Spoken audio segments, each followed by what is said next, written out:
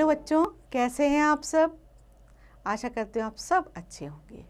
बच्चों, आज एक बहुत सुंदर कविता लाई हूँ, मत व्यथित हो पुष्प।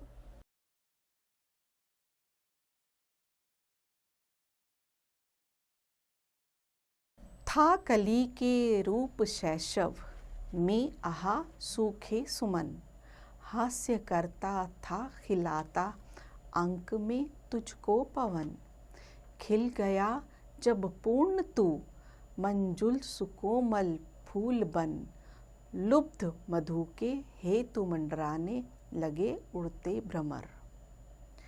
बच्चों, इन पंक्तियों में कवित्री बता रही हैं एक फूल के बारे में,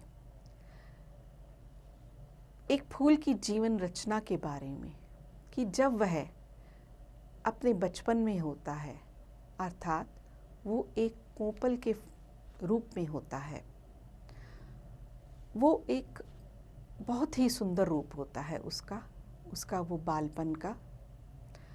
हवाएं उसको लहलहाती हैं, ऐसे जैसे उसे झूला दे रही हैं। जैसे जैसे वो खिलता है, अपनी युवावस्था में आता है, वो एक सुंदर फूल का रूप ले लेता है और फिर उस पर तितलियां और भंवरे मंडराने लगते हैं, अपना प्रेम, अपना प्यार उड़ेलने लगते हैं। स्निग्ध किरणें चंद्र की तुझको हंसाती थी सदा, ओस मुक्ता जाल से श्रृंगारती थी सर्वदा। वायु पंखा झल रही निद्रा विवश करती तुझे, यत्न माली का रहा आनंद से भरता तुझे। इन पंक्तियों में कवित्री कह रही हैं, चांद की चांदनी में तुम्हें प्यार से सिंजोया जाता। चांद अपनी चांदनी को हंसते हुए तुम पर बिखेरता। ओस की बूंदें तुम पर मोतियों की सी माला की तरह पड़ी होती और तुम्हारा श्रृंगार करती। हवा तुम्हें पंखे की तरह झूला झुलाती और तुम्हें एक गहरी नींद में सुलाती। यत्न माली यानी माली तुम्हारा इतना जतन करता, इतना प्यार से तुम्हें तुम्हारी बागवानी करता कि उसका मन नहीं भरता, उस कार्य को वो बार बार करता। कर रहा अटखेलियाँ इतरा सदा उद्यान में, अंत का यह दृश्य आया था कभी क्या ध्यान में। सो रहा अब तू धरा पर शुष्क बिखराया हुआ, गंध कोमलता नहीं मुख मंजुल मुरझाया हुआ। इन पंक्तियों में कवित्री कह रही हैं, तुम कितना अटखेलियाँ करते थे उद्यान में, अपने बागीचे में, जब तुम युवा थे। सब तुम्हें देखते थे, सब तुम्हें पसंद करते थे, परंतु अब जबकि तुम्हारा वृद्धावस्था आ रही है, तुम्हारे जीवन का अंत आ रहा है, कोई तुम्हें नहीं देखता, कोई तुम्हारी ओर ध्यान नहीं देता।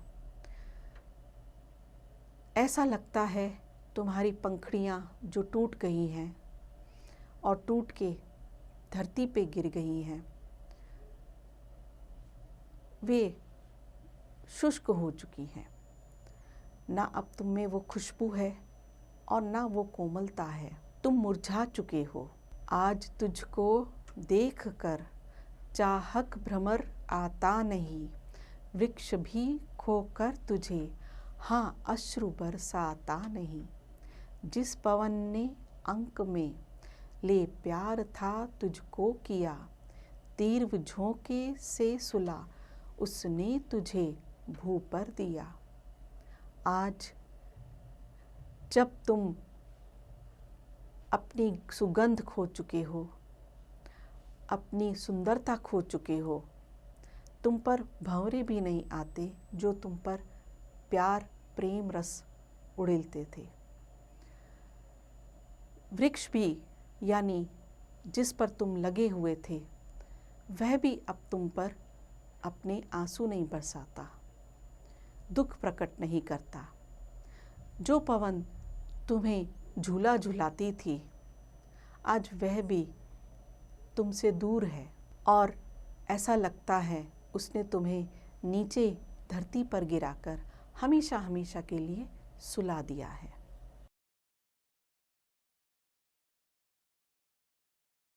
कर दिया मधु और सौरभ दान सारा एक दिन, किंतु रोता कौन है तेरे लिए दानी सुमन। मत व्यथित हो पुष्प किसको सुख दिया संसार ने, स्वार्थ में सबको बनाया है यहाँ करतार ने। कवित्री कह रही है, आज तुमने अपना सुंदरता और अपनी मधुरता खो दी है। इस पर कोई नहीं रोता, आज कोई दुख प्रकट नहीं करता। तुम कितने दानी हो हे सुमन, हे पुष्प, तुम कितने दानी हो। तुमने हमें कितना कुछ दिया, अपनी सुगंध से महकाया इस वातावरण को, अपने रंगों से हमें हमारा हृदय प्रफुल्लित किया, परंतु आज इसका एहसास कोई नहीं करता। अतः हे पुष्प, हे फूल, तुम उदास मत हो। इस संसार में सभी इसी प्रकार स्वार्थी हैं। वे समय के साथ साथ आपके किए गए उपकारों को भूल जाते हैं। प्रभु ने सबको इसी प्रकार रचा है। विश्व में हे पुष्प तू सबके हृदय भाता रहा, दान कर सर्वस्व फिर भी हाय हर्षाता रहा। जब न तेरी ही दशा पर दुख हुआ संसार को, कौन रोएगा सुमन हमसे मनुज निस्सार को। कवित्री कह रही हैं, तुमने जीवन भर सबके हृदय को खुशी दी, प्रसन्नता दी। हे फूल, तुमने इस जीवन में, अपने जीवन काल में सबको प्रसन्नता दी, खुशियाँ दी, लेकिन सब व्यर्थ गया।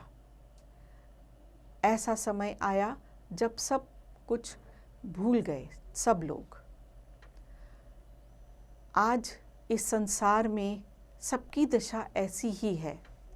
जब तुम्हारे जैसे पुष्प के साथ ऐसा व्यवहार हो सकता है, तो कौन मुझ जैसे प्राणी को पूछेगा जब मेरा उपयोग इस संसार में पूरा हो जाएगा।